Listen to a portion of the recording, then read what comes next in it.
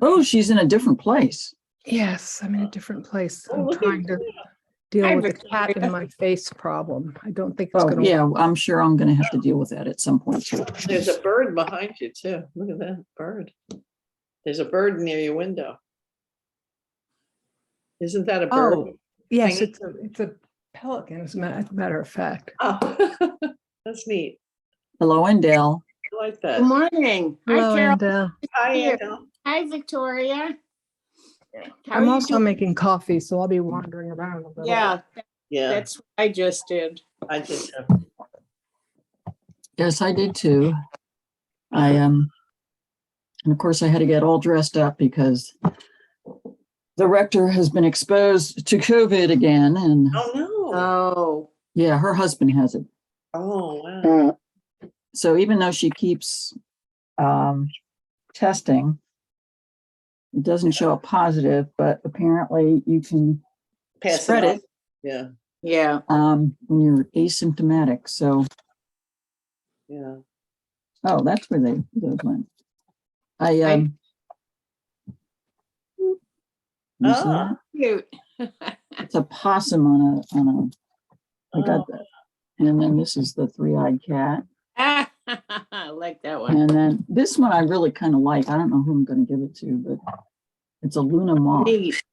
Oh, that's interesting. Oh, there's So Yeah. this is for the teenagers in my life. Ah, Minnie says she would be happy to eat it for you. And then we got, computer stickers and the frog. These are all computer stickers you stick on the front of your the cover of your computer. Yeah. And then this is for my consciousness Yeah. purse. So, I had to have my son help me pick them out. We went to we did breweries yesterday, and Exhibit A, which is the new brewery in town, newish, has a beer garden, which I didn't know, and they had an what do they call it? An oddities market, which they had all these weird kind of people who sold taxidermy and stuff. And so one of Jonathan's friends was there. So I went over and we went over to Exhibit A and had a beer. And then we decided to have dinner at Startline Brewery, which is in Hopkinton. So, nice. Don't surprise me. and that was nice. Way to be out and about, wasn't it? Yeah. And we ate outside on the Oh, nice. patio, and they had, apparently they took over a place that had old greenhouses. And so the outdoor patio is in these old greenhouses. With Oh, open- cool. So it's kind of interesting. So anyway, so we had fun yesterday. So, and of course, all these teenagers and young people and whatnot. So, Nice. so getting to our, we're going to finish up chapter 3 today, and then we're going to dive into chapter 4. Is that what we're doing today? That's where we are. See. Yep, here we are. Okay. Yeah, so this is chapter 3. Now we've already gone over this, which was where he asks God for what he's going to give them and all that, a wise and discerning heart. Now the wisdom thing is something that we don't talk much about, the whole role of wisdom, but wisdom was a whole set of literature that ran through all the Middle East, whether it be Egyptian, Assyrian, Babylonian, and the Assyrian and Babylonian stuff you'll get more of later because they do bad things to Israel. But and we'll talk more about that in a bit. So, does somebody want to read this? This is a classic wisdom story. Mm. All right. Later, 2 women who were prostitutes came to the king and stood before him. The one woman said, "Please, my lord, this woman and I live in the same house, and I gave birth while she was in the house. Then on the 3rd day after I gave birth, this woman also gave birth. We were together, There was no one else with us in the house. Only the two of us were in the house. Then this woman's son died in the night because she lay on him. She got up in the middle of the night and took my son from beside me while your servant slept. She laid him at her breast and laid her dead son at my breast. When I rose in the morning to nurse my son, I saw that he was dead. But when I looked at him closely in the morning, clearly it was not the son I had borne. The other woman said, "No, the living son is mine and the dead son is yours." The first said, "No, the dead son is yours and the living son is mine." So they argued before the king. Okay, so this is one of those, this is obviously a story over here on the right is an early 20th century photo of a Bedouin mother who's got her child swaddled. So when you know, the swaddling clothes that Jesus is, Yeah. you know, when he's born, well, that's it right there, folks. Yeah. And oops, sorry about that. I'm trying to, wait a minute, sorry. So anyway, so that gives you an idea. So what do you think of the story so far? Well, Notice it's anything about familiar. it? What? It's familiar. Yes, it is familiar. It's dreadfully familiar. Yeah. You've all heard this story probably a million times. Yeah. One of the things about it, it has the sense of a story that's kind of told around the campfire kind of thing. You know, this is a, you know, like Washington and the Cherry Tree.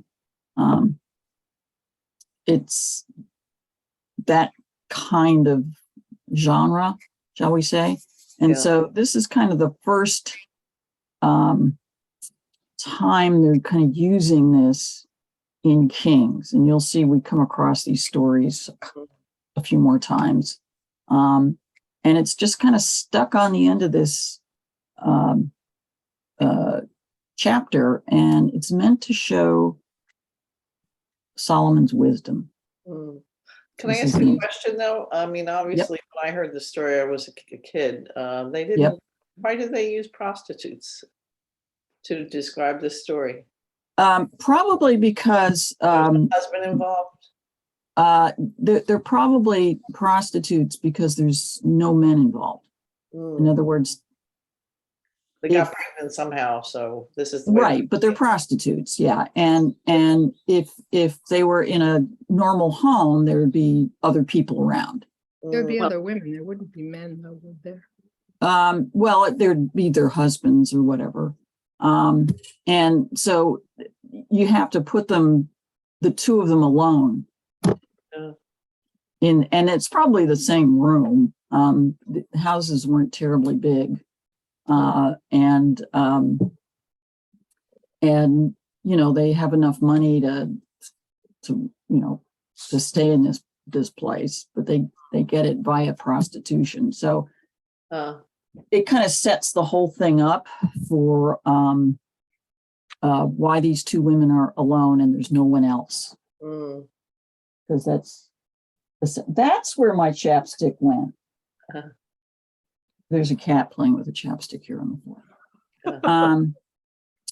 And so that, I think that's why it's and they've kind of softened this word prostitute. The term that's used is closer to whores. Gave it the professional name. Yeah.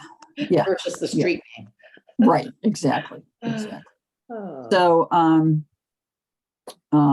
So this whole, this is like a whole, like it's like a locked mystery room kind of. So this whole paragraph is the setup of the problem. This is the problem. Okay, you know, it's like an Agatha Christie murder mystery type of thing. Yeah. So this sets up the problem. Okay, so and this sets up the solution. Somebody want to read this? I'll read it. Then the king said, the one says, "This my son who is alive and your son is dead." While the other says, not so, your son is dead and my son is the living one. So the king said, bring me a sword. And they brought a sword before the king. And the king said, divide the living boy in two and then give half to one and half to the other. But the woman whose son was alive said to the king, because compassion for her son burned within her, please, my lord, give her the living boy. Certainly do not kill him. The other said, it shall be neither mine nor yours. Divide it. Then the king responded, give her the living boy. Do not kill him. She is his mother. All Israel heard of the judgment that the king had rendered, and they stood in awe of the king because they perceived that the wisdom of God was in him to execute justice. Yeah, so this is kind of one of those, Mm. stories that, so what do you think of his solution? He was playing them, I think. I think he already knew what the answer was. Maybe. Yeah. Well, that's one way to bring it out, especially, if the mother is real, she doesn't want anything to happen to her child. Right. Mm. But it also brings out the callousness of the woman who traded the babies. Mm. Okay, I mean, think about that. Well, weren't children a commodity in older times? Not necessarily. I mean, there was certainly the idea. Earn money, take care of you eventually. Sure. But I mean, it that was the kind of the economics of it. But Yeah. but at the same time, there's also, parents love their children. Mm-hmm. Now, it's quite frequent that, Well, I'm babies talking die. about the woman whose baby was dead is my point. Oh,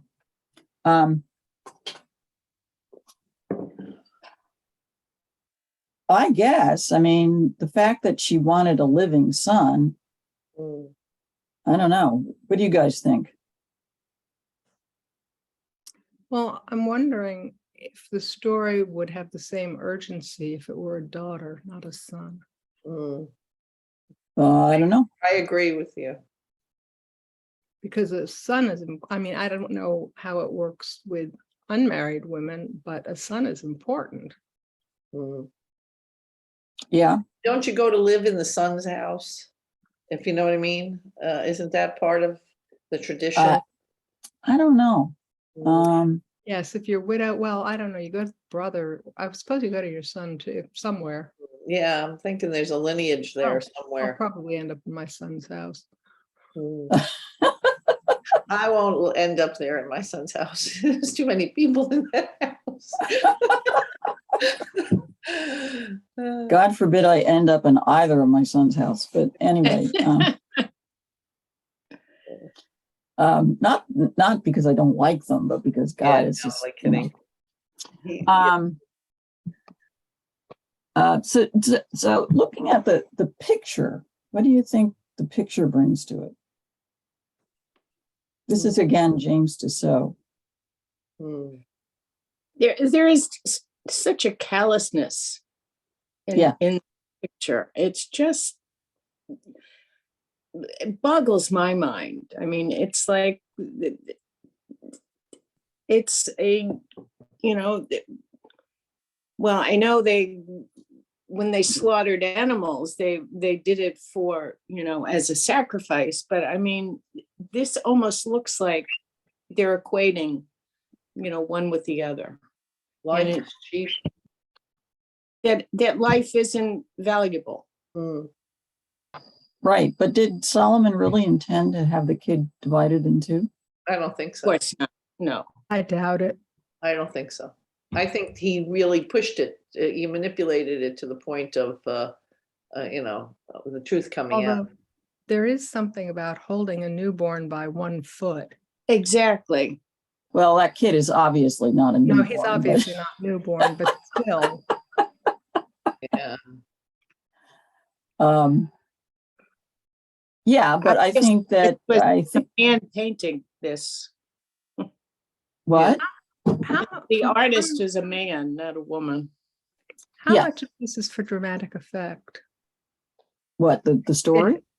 Well, the story and the painting. Yeah. Both. I think you're right. They're both. Yeah, because it's certainly hits the mark there. Yeah. Well, it's a pretty good demonstration that he's a smart guy and he can, manipulate a situation to work, to bring out the truth, so. I don't know, not Yeah. too many people would know how to go about getting to know who the true mother was. Yeah, well, it's meant to show what a clever guy Solomon Yeah, is. clever. It's Yeah. Definitely clever. Yeah, because I mean, part of wisdom here is cleverness, Right. and how in our day it's the detective story and the cleverness of the detective and whatnot. And but back then there were other clever things, and but this is kind of a mystery, and he had a problem and he has to solve it, and Right. he's clever about it. Mhm. He is that. Yeah, but also manipulative too. He's manipulating the situation. Of course, yes. But he's being very clever in his Yeah, manipulation. but what would have happened if they hadn't responded that way? Oh, well, we Don't lost know. that one. Yeah. And we wouldn't have the story, folks. Right, and next. True, but I don't think they would have executed the slaughter there. I Yeah. think they'd probably go to somewhere else to do it, which means you get the kid out of the room and you can do something else with it. Right, Right. right. Right. Yeah. But that's all conjecture. Right. But notice that he puts the crowd looking on. Yeah, a lot of drama in this painting. Yeah. The Right. woman's hands up like this. Don't do it. Don't do it. Right. And the Possibly. dead baby here in front of the throne. Right. Oh yeah, I missed that. The pose. Yeah, I missed that too. I just noticed So it why are there two? Why is he depicting two babies, I wonder? because one's dead. Yeah. Notice the one's grayness of this. So they brought the corpse of the baby Yes. to court. It looks Gotcha. very good. Yeah. Right. Well, he can also maybe see likenesses in the baby to her. I mean, think about that. You see a newborn baby, almost immediately you'll see like features of one of the parents or two of the parents. You know what I'm saying? Mm-hmm.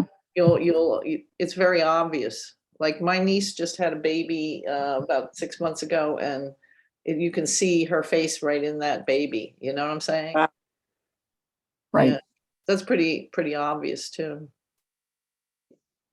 Babies do look like their parents, a little bit here and there. A little bit here and there. Yeah. Yeah. Mhm. So the next chapter goes on to different parts of Solomon's wisdom, but I'm going to stop the share here and share chapter 4. Where's chapter 4? That's 3. This is 4. Now, chapter 4 does actually go into wisdom, but we got to go through the administrative stuff first. Okay. And lists. This is a list. And so I'm going to, I'll read this because it's got all the names in it. Yes. So King Solomon was king over all Israel, and these were his high officials, okay? Azariah, son of Zadok, was the priest. Elihoreph and Ahijah, sons of Shisha, were secretaries, scribes, actually. And Jehoshaphat, son of Ahilud, was recorder, which is something different. Benaniah, son of Jehoiada, was the commander of the army. You remember him. Benaniah is the one who does Solomon's dirty work. And so he's rewarded with the commandment of the army. Yeah. And then down here, it says Zadok and Abiathar were priests. Now, as you remember, Abiathar is banished. So he's not a priest. here. Oh. He's not the high priest at all. They're not calling them high priests at this point, but so that gives you a hint that maybe at least part of this list is from a time before he banished Abiathar. Oh, Okay. And so, and this happens throughout this thing, throughout Kings, is that, sometimes the list doesn't quite, the list doesn't quite, the downy woodpecker's here, I think, which is, he announces himself by chirping. So, so Azariah, son of Nathan, was over the officials. Okay. Zabud, son of Nathan, was priest and the king's friend or companion. Ahishar was in charge of the palace, and Adoniram, son of Abda, was in charge of the forced labor. We'll get more about this later, but but those are his high officials. So notice there's like four priests listed here: Azariah, Zadok, Abiathar, and this Zabud are all priests. Okay, so that's a big difference from nowadays. Okay, there's usually not a priest or a minister in any official capacity. And when it says Ahishar is in charge of the palace, that meant he's basically the palace steward. He makes sure everything happens the way it should. What a king's friend or companion is, I have no idea. And nobody mentioned anything about about it in the commentaries. So your guess is as good as mine. But I wanted to talk about scribes and recorders and this forced labor guy. Okay, so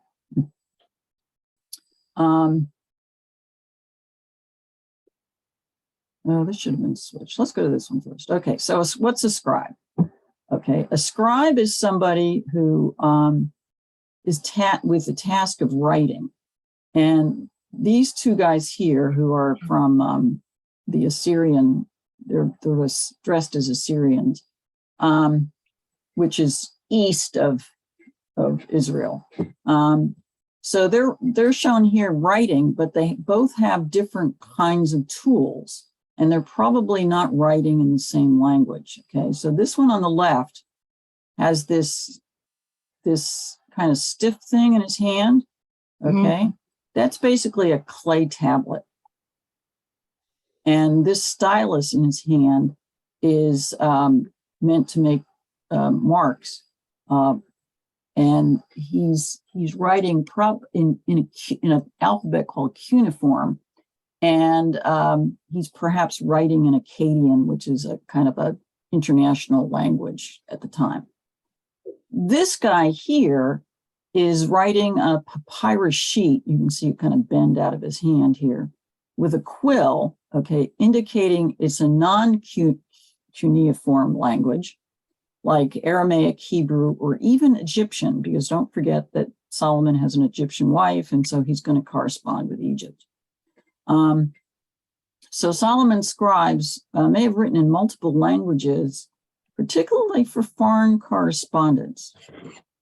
Okay, now we think that these people didn't write to each other and they didn't, communicate or anything, but that's quite the contrary.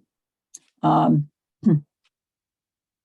to give you an idea here, this is a cuneiform tablet, which comes from this tablet right here, which comes from the city of Umma, which is in today's Iraq. It's a little more toward the coast. And basically what this is, it's an accounting of grain deliveries to various individuals at the quay of the general.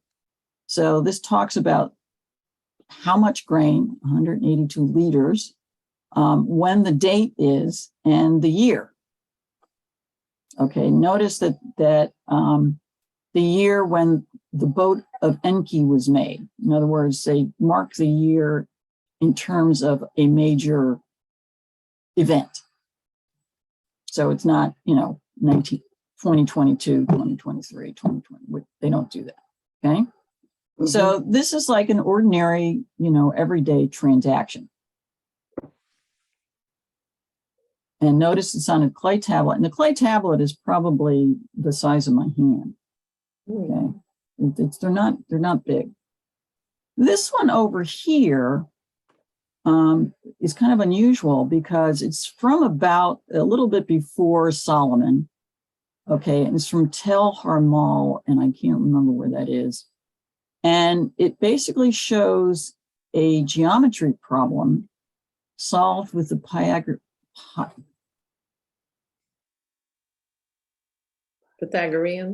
Pythagorean theorem. Mm. Okay, so That's the only one I could have said. The other names I could not have said. Yeah, right. And right. I thought of you, Victoria, when all that was, you were saying, yeah, there's reading where you can't even say the names.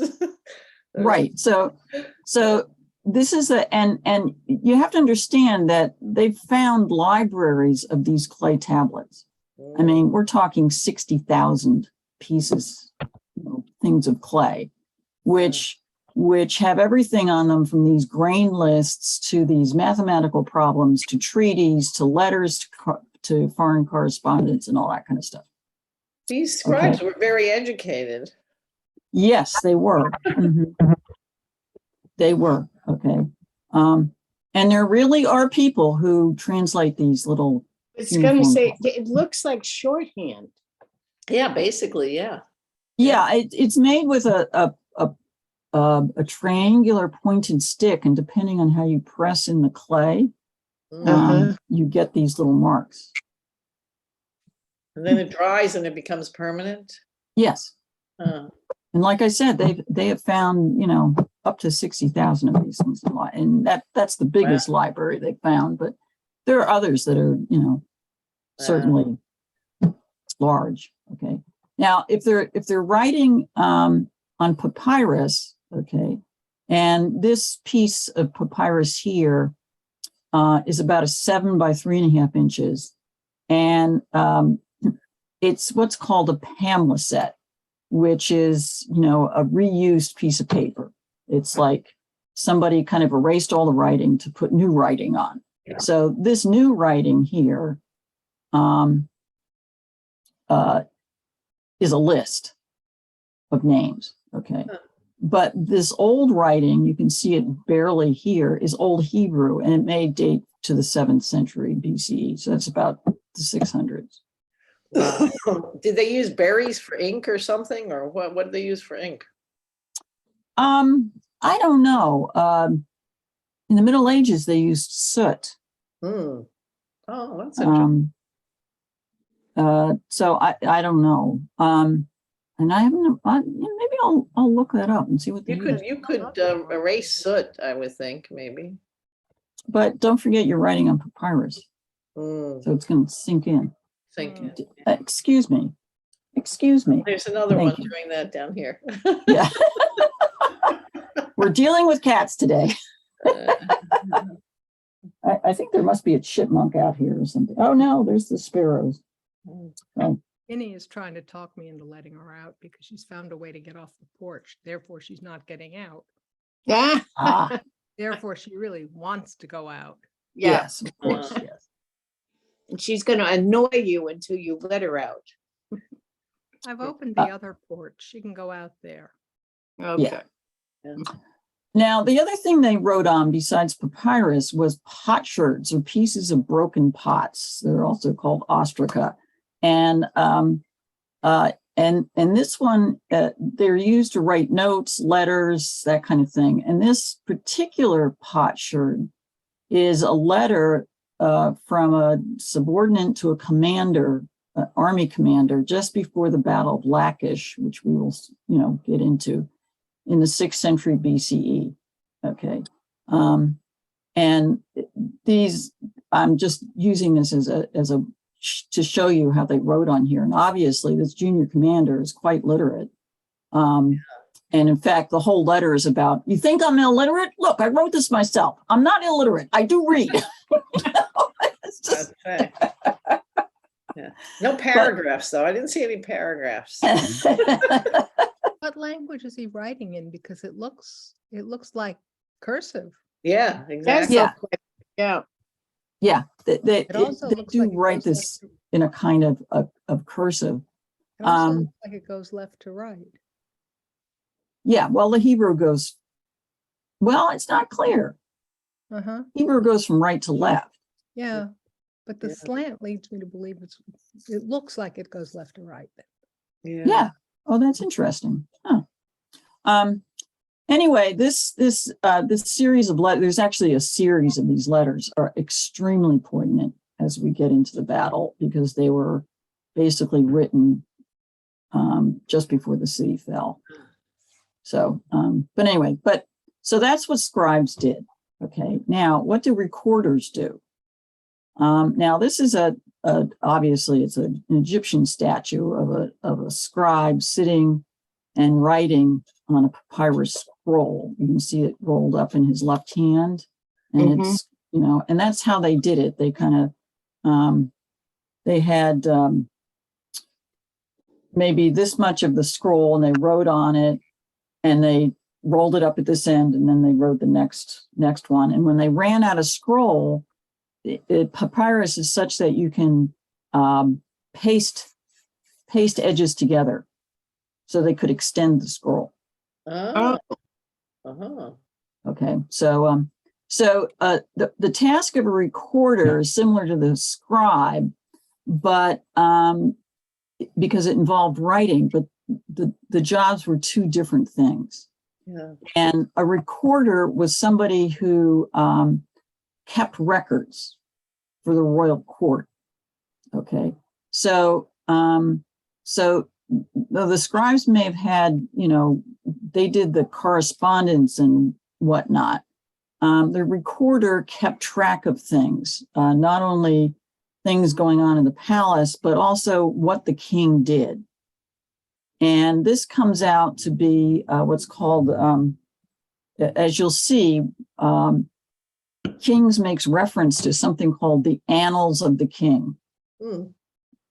And every, and if you want to know more about the deeds of this king, consult the Annals of the King. So, but you'll see these mentioned later on in Kings as we go from king to king. Mm. Okay, because the person who's writing this history is writing this history in order to make a point. And so he's not writing about everything everybody did. He's writing to show this happened and this happened. And because these things happened, this was the outcome. And in his case, why all this is the answer to the question, why was Israel exiled? So it's not written at the time. So a recorder Right, is a it's written. historian. What? A recorder is a historian? Somewhat, yeah. I mean, he's probably also, making sure all the accounts are right and that kind of thing. Oh, okay. Possibly, yeah. It's like an archivist. Yeah, like an archivist, I Okay, think. yeah. Mm, That's what they think it might be. yeah. Go back in that file. You gotta lift it Yeah. up, it's 2 tons. Yeah, and it quite possibly they wrote everything out on papyrus Ah, rather than the clay tablets, because they want to keep the records in their own language, mm, and their own language was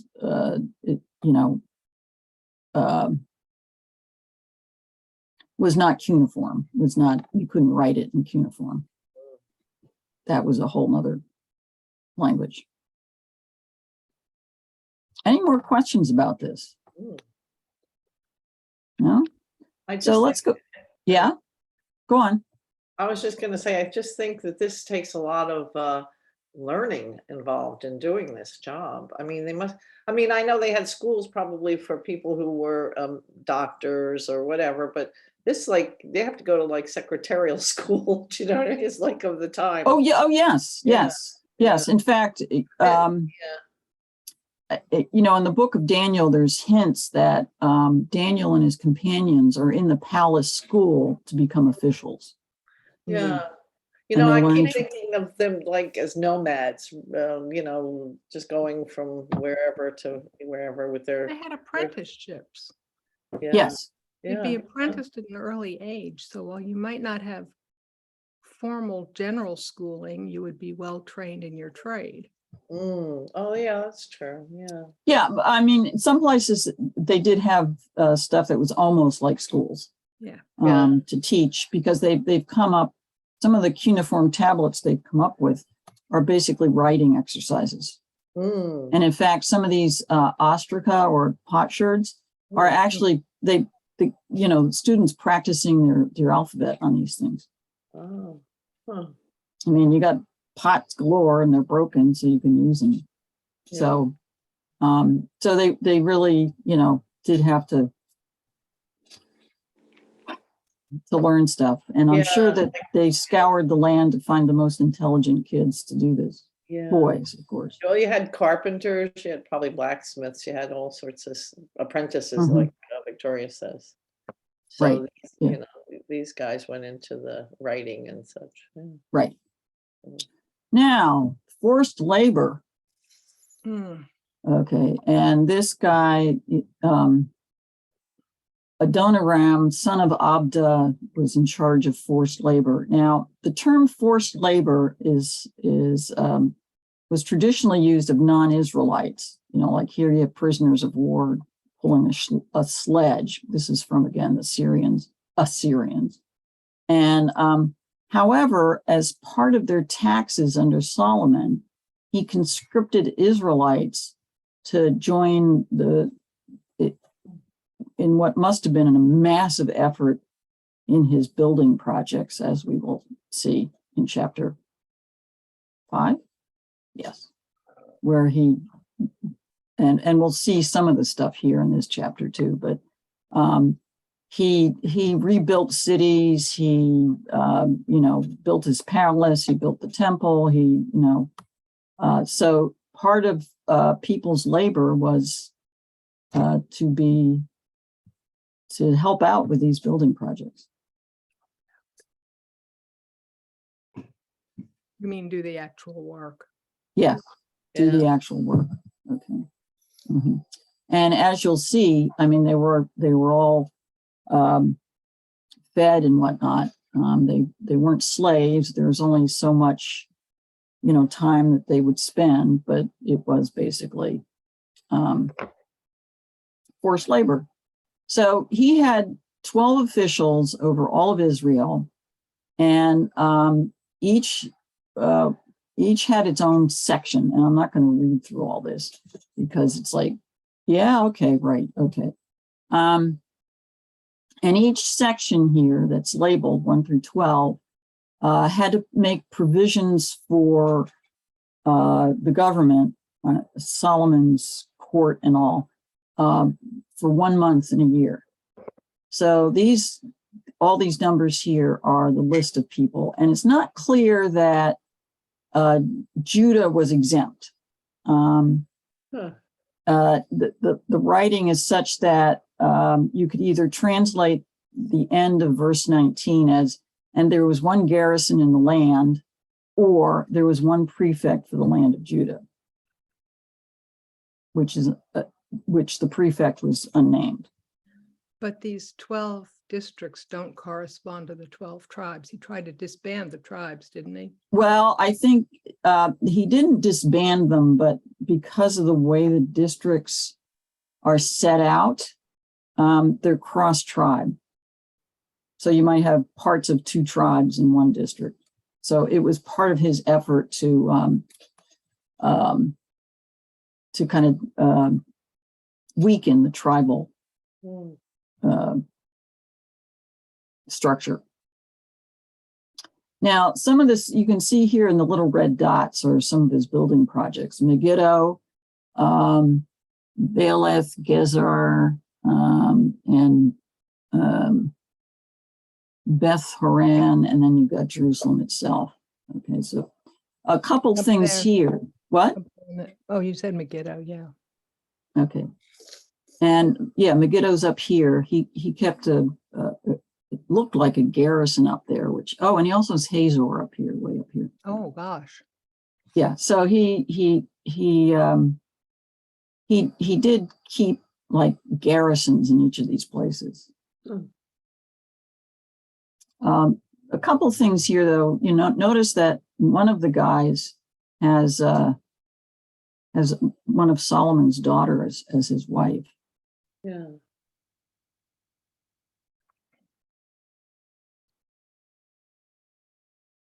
And but I'm not going to read you through all that. One of the things about this map, you'll notice that there's this yellowish place down here. That's Philistia, where the Philistines live. And then up here, this one up here is Phoenicia. Oh, Okay, and Phoenicia becomes important. Here's the top. Here's Phoenicia up here. And anything that's part of his part of his empire north of that is basically economic control. So this particular section is in double brackets because it's missing in some manuscripts, and you'll see that it's actually a doublet. In other words, it's mentioned almost word for word again a little further on. But so Judah and Israel were as numerous as the sand by the sea. They ate and drank and were happy. Solomon was sovereign over all the kingdoms from Euphrates up here to the land of the Philistines, which is this little sliver here, and even to the border of Egypt. They brought tribute and served Solomon all the days of his life. So the actual Israel is this orange piece here. And then this is his economic control up here. Okay, the red part is the part of the territory that of Israel before David became king. And then the orange part is what David conquered and bequeathed to Solomon. Okay. Now, you'll notice it goes from the Red Sea down here up to the Euphrates. And there's a very important town down here, Ezion Geber, which, excuse me, what is going on? God, this cat is nuts today. And Ezion Geber is an important port. And then Tyre here is an important city to Solomon, as you'll see in chapter 6 or 5. Okay. Oops. Is Tyre under Solomon's control, or is it No, that's Phoenicia. It is Phoenician. Okay. Yeah, it's Phoenician, but he's good buddies with the king of Phoenicia. So Lots of him. So to give you an idea of the provisions for one day and what these people have to provide every month, Solomon's provisions for one day was 30 quarters of choice flour, 60 quarters of meal, 10 fat oxen, 20 pasture-fed cattle, 100 sheep, plus deer, gazelles, roebucks, and fatted fowl. Or, to put it in plain language, one day's food supply for Solomon's household was 185 bushels of fine flour, 375 bushels of meal, 10 grain-fed cattle, 20 range cattle, and 100 sheep, plus the miscellaneous deer, gazelles, roebucks, and choice flour. So what does all that add up to? Okay. A core here is about six and a quarter bushels. And a bushel of wheat makes about 91-pound loaves of bread. And so the assumption here was that the meal makes similarly loaves of bread. So there's about 48,600 loaves of bread per day. Damn.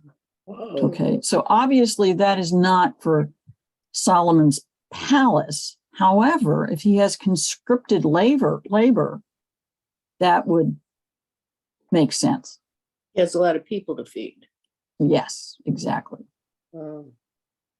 And I was as thinking the might have as this sold the bread. yeah, as this archaeologist points out, since this amount of food would be far more than the royal court or even the entire city of Jerusalem would eat in one day, it may represent provisions necessary for the workers employed across the kingdom, including the military.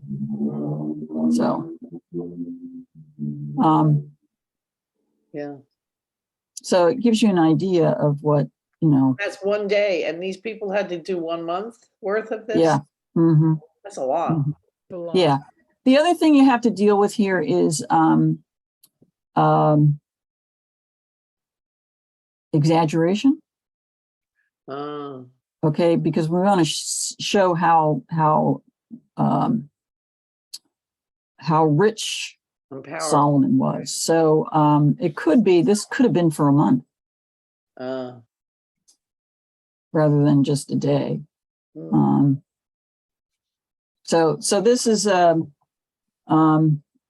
the usual measure of grain, How and this would be what the bread would look like.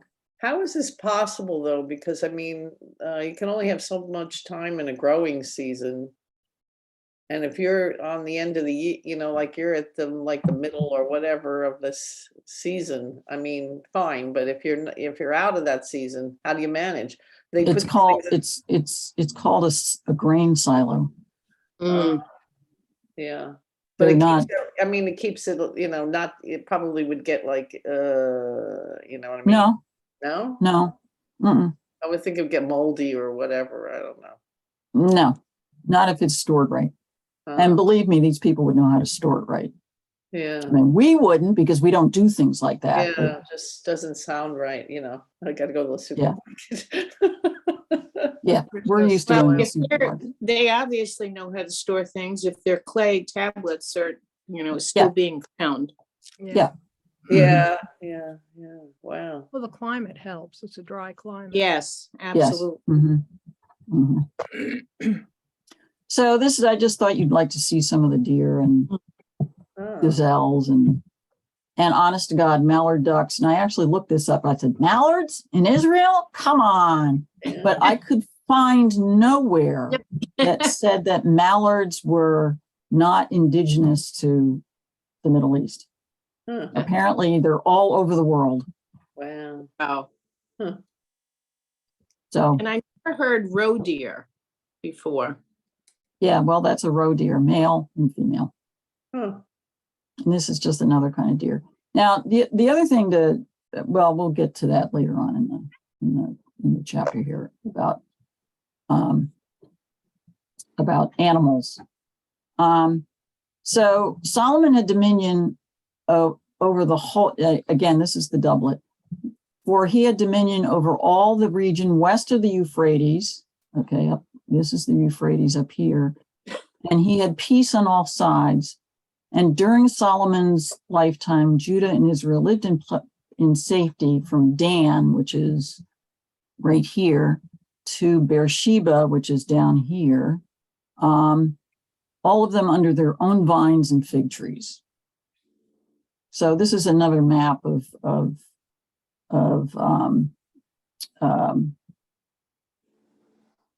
Solomon's empire. And you can see that this is the Euphrates. This is his economic zone up here. And this is all the stuff that David conquered. And here's Phoenicia right here. And here's Philistia. And down here is the Red Sea. And those two areas are independent of Yes. there? How Yes. did they survive? Just by virtue of being on the coast? Yeah, Phoenicians were noted for their trade, international ship trade. And the Philistines, originally, they were the only ones that had the ability to work iron in the Oh, beginning. And that was their dominance. Now, at this point in time, I don't know. Well, Obviously, they coexist with Israel. And isn't Goliath, wasn't he Goliath the Philistine? yes. So Mhm. they must have had a warring thing. Oh, yeah, yeah, they did. And actually, at one point, David worked for the Philistines as a mercenary, Oh, believe it or not. I mean, David had a pretty checkered career. yeah, yeah, yeah. Huh. And then So they get this- along afterwards when, after Goliath was dead, they kind of patched things up or Yeah, I mean, it was never, full blown. it was coexistence. I mean, they were never really buddy like Solomon was with Phoenicia. Oh, well, he Yeah, I probably mean, getting some as you'll kickback from that, that trade. As you'll see, Solomon and the king of Tyre goes out and do a trading expedition together. Yeah. Huh. Okay, does somebody want to read this? I will. Solomon also had 40,000 stalls of horses for his chariots and 12,000 horsemen. Those officials supplied provisions for King Solomon and for all who came to King Solomon's table, each one in his month. They let nothing be lacking. They also brought to the required place barley and straw for the horses and the swift steeds, each according to his charge. Okay, so this 40,000 may actually be only 4,000. Again, there's some readings where it's 4,000 and some for 40,000. But this is a chariot. This is one of those Assyrians in his chariot. And just to make this picture a little bit bigger so you can see what's going on here. You'll notice the chariot's wheels are wooden. They're probably bound in iron. You notice these guys are controlling the horses. And there's 3 people in this chariot. Okay, there's the driver here. Okay, and the king himself here. And then this servant who's holding an umbrella over the king's head. Oh, Oh. Okay. Okay, and this is some kind of procession. So, Hmm. and notice these horses are really dolled up. They've got little things, yes. and the Interesting. tails are all fancied up, and Yeah. Purdy. yeah, pretty. Yeah. Huh. What's that on his ears? What, the horse? It's Yeah. that little temple to Bells. his ears. I don't know, some kind of. Oh, no, that's something on the wall behind him, maybe. It just looks like. Oh, it. this up here? No, No. Yeah, this is, Oh, this photo gives you looking a, right here. this is the cuneiform up here. This is basically a relief, and this tells you what's going on up here. See, and this guy thinks it was 4,000 stalls and not. Okay, but this is one of your Assyrians here. And again, I keep mentioning Assyrians. Get used to that because they're Yeah. going to come up more and more as we get into this. Oh. And these are horsemen. Okay, this is a lion hunt, I believe. And so you can see they're on horses. Notice there's no stirrups. Mm. There's no Ah, saddle. bareback riders. Yeah, basically they're bareback riders. They've got a pad, but no saddle. They've got a pad and that's about it. They have the stirrups don't come in until Oh, I don't know, around the year 1000 or something like that. Hmm. you have to be pretty skilled to ride a horse without. Yes. Yeah. Yeah. Mhm. You have strong thighs. Yeah. Yeah. And you Yeah. have to also be, mindful of the fact that you have to hold on to that horse and And, do other things. and pull and draw your bow. That's, yeah. Yes. that's- Yeah. Got to be really strong and you got to trust your horse. Yeah. Mhm. Yeah. Mhm. Yeah. They must have had a close relationship with their steeds. Mhm. Those are really good carvings of the horses. They're clearly Arabians. Mm. Yeah, well, the relief carvings from Nimrod are quite good. If you ever get to London, you can see them in the British Museum. A lot of them. Sorry. Yeah. Yeah, right. Or you can even go to, there's a couple of rather nice, I think cherubs in the, those big lion things at the MFA. Yeah. So there you go. But just to show you what these stables and stuff look like, this is an aerial view of Lachish. Okay, that Lachish was not mentioned in the list, but this is Lachish. And this was the palace here. The stables were over here, and this was the horse training ground. Okay. This is the inner city gate and the outer city gate. And this was the Assyrian siege ramp. You can't see it because the hill's in the way, but we'll get to see more of this. Okay. But this is the whole, and this was a fortress. Okay. So there's the stables and all. And in this one, this again is the Assyrians, and this is a Judean chariot Mm. because they're taking away the loot from the city. The Assyrians are taking away the loot from the city in Judah's chariots. Hmm. Like the British. Okay, and there's also a whole bunch of reliefs describing what happens at Lachish. That's one of the reasons why we know. So they're hauling away booty from the church. So this is also in the British Museum. Now this is a picture of Megiddo, which is kind of north west. And in this place, notice that again, it's on top of the hill and all. Here you have northern stables right here, and the southern stables right here, and the grain silo, which is here, and the water system. Okay. And the two stable complexes here had enough capacity for about 450 horses. Okay. And they covered about 1/5 of the entire walled city. Oh. That's a lot of horses. This is another picture. Now, this is the southern stables. Notice the water system here. Okay. Now, this has all been switched around. So this is the water system right here. These are the southern stables and the horse training areas here and here. And this is the grain silo here. And these were the northern stables. So this facility could easily house 20 to 50 chariots and about 450 horses.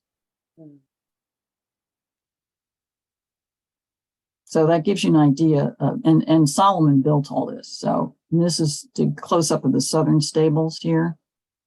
Here's the stables. Here's the water system. Notice it goes down into a well. There's steps and a path down here. And this is the grain silo, I think, over here. Or no, over here, I think it is. Okay, what this is, I have no idea. So this is a stable.